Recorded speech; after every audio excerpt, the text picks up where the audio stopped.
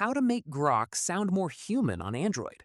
This tutorial shows you how to adjust the way Grok responds so it feels more natural and less like a typical AI.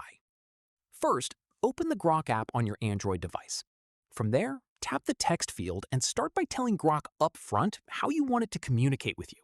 For example, try something like respond in a casual conversational tone, like you're talking to a friend. This sets the tone for the entire conversation right from the start. After that, if Grok's response still feels too formal or robotic, follow up with a message like, make it sound more natural, or drop the formal language, and it will adjust accordingly. At this point, you can also ask Grok to avoid certain things that make responses feel very AI-like. For example, tell it to skip bullet points, avoid overly structured formatting, and write in plain, flowing sentences instead. Following this, adding personality cues in your prompt helps a lot. You can ask Grok to be more witty, more laid back, or even more enthusiastic, depending on the kind of tone you're going for. From here, if you're using voice mode, head into the gear icon settings and switch the personality to something like storyteller or therapist.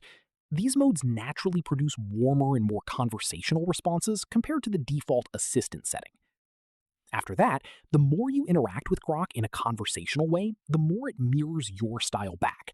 So responding naturally and casually tends to bring out a more human tone in its replies. Finally, if you're generating content like a script or an article, always end your prompt with something like, write this the way a real person would say it, to push Grok away from that typical AI writing pattern. That's how you make Grok sound more human on Android.